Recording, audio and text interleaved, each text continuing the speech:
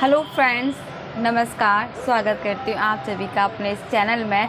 तो friends, private नौकरी में सुकून मिल सकता है, ये आप सोच सकते हैं किस वे में, ये आप ही बता सकते हैं। मेरा जो खुद का एक्सपीरियंस है कि एक प्राइवेट नौकरी एक शिक्षक के लिए एक सीबीएसई स्कूल में या सीबीएसई बोर्ड में कितना टफ़ पड़ जाता है। हालांकि शिक्षक बनना टफ़ नहीं है, जो वहाँ के रूल्स एंड रेगुलेशंस होते हैं वो हमें मेंटली बहुत ज़्यादा डिस्टर्ब करते हैं। तो आप ये कहेंगे कि रूल एंड रेगुलेशन हमें मजबूत बनाते हैं, बिल्कुल बनाते हैं। लेकिन वहीं जहाँ रूल एंड रेगुलेशन जहाँ फॉलो होने चाहिए वहाँ फॉलो ना होके किसी और वे में चले जाते हैं, तो वो हमें कहीं ना कहीं मानसिक रूप से पीड़ित करते हैं। तो फ्रेंड्स, बात मैं ये आज अपनी बात को जो मैं कहना चाह रही हूँ आज, वो मेरी बात ये है कि एक प्राइवेट स्कूल में पढ़ाना बहुत ही टफ़ काम है। मेरे हिसाब से मुझे नहीं लगता कि आप प्राइवेट स्कूल में बहुत ईज़िली, हालांकि एक शिक्षक का काम इतना टफ़ नहीं होता। शिक्षक का काम होता है शिक्षा देना सही वे में, जो कि बच्चों को सरल से कठिनता की ओर ले जाए। वहीं जहाँ इतने सारे नियम कानून लागू कर दिए जाते हैं जो कि ज़रूरी भी हैं, लेकिन एक हद तक छोटी छोटी चीज़ें हम टीचर्स को प्राइवेट जॉब में बहुत परेशान करती हैं, बहुत डिस्टर्ब भी करती हैं। आपके जाने का समय निश्चित होगा, बिल्कुल होना भी चाहिए। जाने का समय आपको निश्चित होना ही चाहिए, ठीक है। बाई चांस कुछ ऐसी इमरजेंसी आ जाती है, आप 1 मिनट से भी लेट हो रहे हैं तो आपका लेट लगना तय है। उसमें भी कंडीशंस हैं। यदि आपकी 3 लेट लगातार हो गई तो आपका 1 दिन का सैलरी कट हो जाएगा। सबसे बड़ी बात सैलरी कट होना। बात बात पर यदि कोई बहुत छोटे सा माइनर सा आपका कोई गलती हुई है, कुछ भी हुई है छोटी मोटी, तो होता क्या है, सीधा सैलरी पे ही बात आके रुकती है और कहीं नहीं रुकती है। अगर आप कोई गलती कर रहे हैं, आप कुछ भी कर रहे हैं, XYZ कुछ भी हो रहा है, सीधा आपकी सैलरी कट पर ही आती है, आपकी सैलरी कट होगी। तो ये चीज़ें फिर ये लगता है कि हम इतना मेहनत कर रहे हैं, एफ़र्ट भी बहुत है। आप ये मत सोचिए सीबीएसई स्कूल्स, प्राइवेट स्कूल्स में मेहनत तो बहुत ज़्यादा है। क्योंकि मेहनत की बात करूँ तो वहाँ पर आपका जो टीचिंग होगी वो आपकी स्टैंड ही रहती है।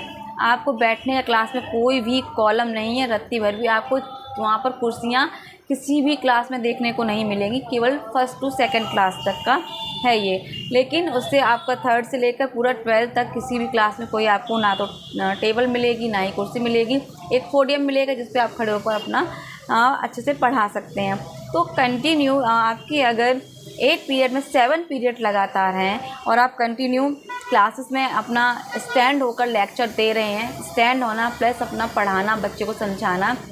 एक क्लास में 35 से 40 बच्चे हैं, तो आप ज़रा इमेजिन करके देखिए कि क्या कंडीशन होती हुई उस टीचर की, जो स्टैंड भी है और कंटिन्यू बोल भी रहा है, पढ़ा भी रहा है, और उसके बाद यदि कोई माइनर सी मिस्टेक होती तो आपका सैलरी तुरंत कट हो जाएगा।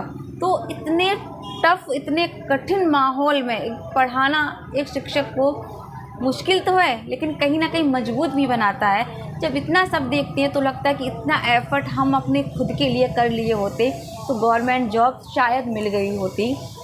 तो बात गवर्नमेंट जॉब की आती है प्राइवेट स्कूल से, क्योंकि प्राइवेट स्कूल जाने का समय तय, मैंने यह बात पहले कही थी, लेकिन आने का कोई समय नहीं, निश्चित नहीं है।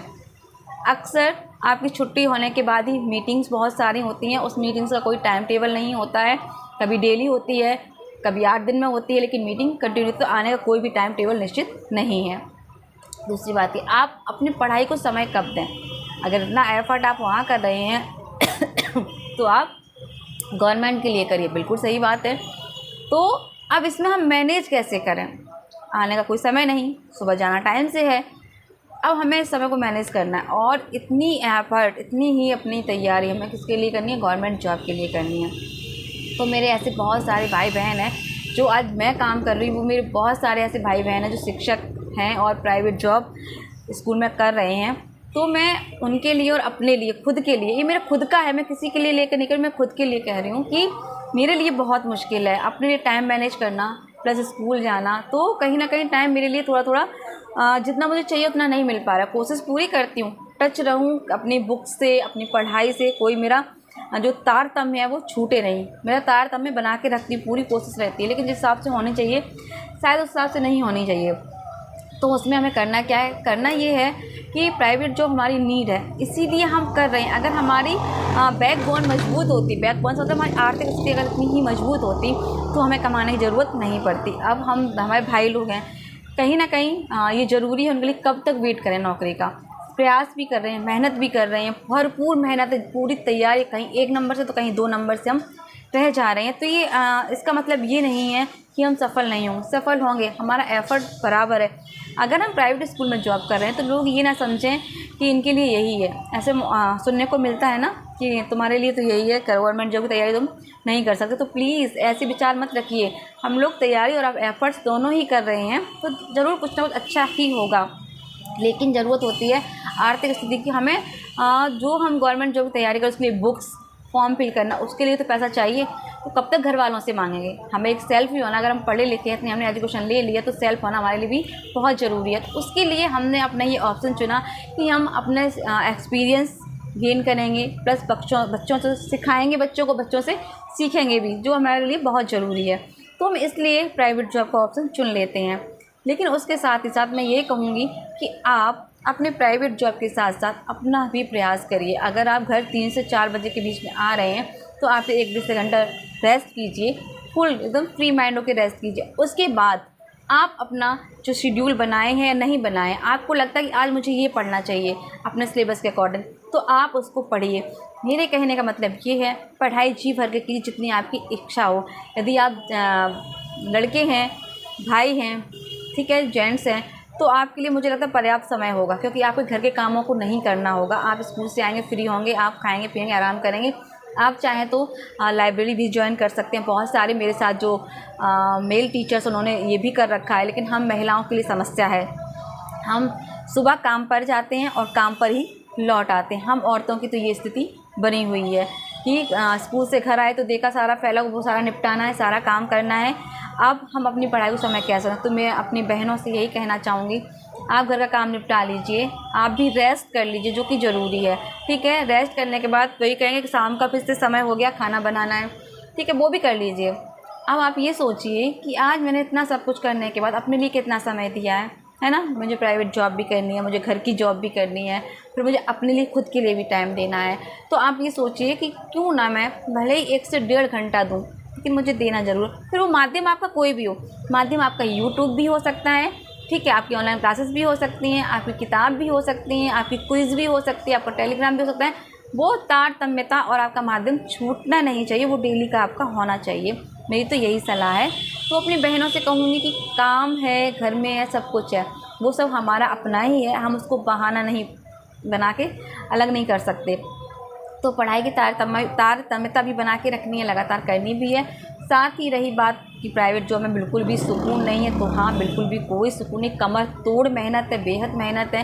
तो यही कहूँगी कि आप जब हम एक प्राइवेट स्कूल में इतना एफ़र्ट लगा सकते हैं तो हम निश्चित एक अच्छे टीचर हैं, निश्चित ही हम एक अच्छे टीचर हैं, तभी हम एक प्राइवेट संस्था सीबीएसई में अपना एफ़र्ट लगा के, अपनी पूरा एफ़र्ट लगा के पढ़ा रहे हैं, वहाँ पर जॉब कर रहे हैं। तो गवर्नमेंट जॉब बस हमसे कुछ ही कदमों में दूर है, कुछ ही कदमों से दूर है। बस जितना एफ़र्ट हमने वहाँ दिया उससे थोड़ा सा एफ़र्ट हमें और लगाना है, और जॉब हमारे हाथों में होगी। तो अपनी जॉब के लिए, आप अपने लिए, ठीक है, परिवार के लिए थोड़ा थोड़ा प्रयास करते, कहते ना बूंद बूंद से घड़ा भर जाता है। तो हमारा भी घड़ा लगभग भर चुका है, क्योंकि हम जो तैयारी कर रहे हैं, हमारे भाई बहन लगभग 3 साल 4 साल से तो कर ही रहे हैं। तो समझिए अब समय बहुत नज़दीक है, घड़ा अब कहाँ तक आ गया, अब बिल्कुल गले तक आ चुका है, बस ऊपर तक उसका आना बाकी है, नहीं भरना पूरा बाकी, थोड़ा सा बचा है। तो मैं बस वही एफ़र्ट मेरा जो अब हम करेंगे वो हमारा पूरा घड़ा भरने के काम आएगा। आई होप कि आप मेरी बातें समझ पा रहे हो कि मैं क्या कहना चाह रही हूँ। यही कि जॉब के साथ साथ सच में बहुत मेहनत है प्राइवेट जॉब्स में, तो उसके साथ आप अपनी लाइफ को सेट करने के लिए गवर्नमेंट जॉब की तैयारी तो कर ही रहे हैं, थोड़ा सा एफ़र्ट और बढ़ा दीजिए और अच्छी से तैयारी कीजिए।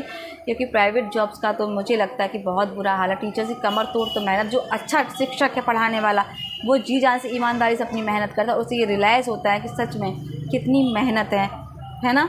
तो ऐसे बहुत सारे भाई बहन हैं जो ये वर्क कर रहे हैं और अपना एफ़र्ट भी दे रहे हैं। तो बस मैं उनसे और अपने खुद के लिए मैं यही कहूँगी कि वो एफ़र्ट हमें भी देना। मैं अभी प्रयास कर रही हूँ, ऐसा नहीं है, मेरा पूरा प्रयास रहता है अपनी पढ़ाई के लिए, अपनी तैयारी के लिए।